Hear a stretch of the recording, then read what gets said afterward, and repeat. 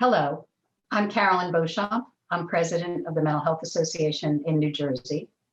We are a statewide advocacy organization dedicated to increasing access and opportunities for treatment for people with mental health or substance use issues, or a combination of the two, which we call behavioral health. One of our advocacy goals is to fight for parity for the treatment and recognition of mental health or behavioral health conditions. Let me explain what that means so that I can give you an example of parity or the lack of parity. If you receive a physical diagnosis of cancer, the treatment for that would happen as soon as you knew that that was the condition. It would be at hopefully at stage 1, if you discover it at stage 1.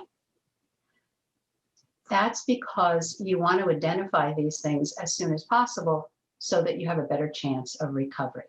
It's the same belief and issue in mental health and behavioral health issues.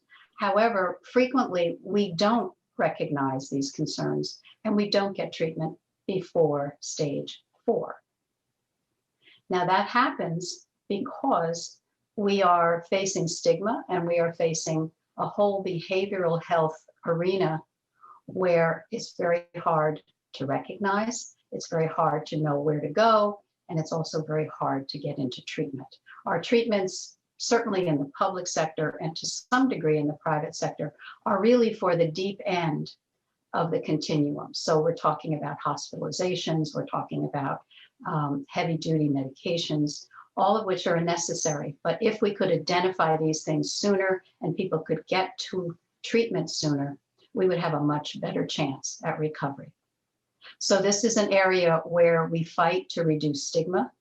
We fight to educate the public, to educate all of us around how to identify symptoms, how to know where to go for help, how to speak up about what is actually going on.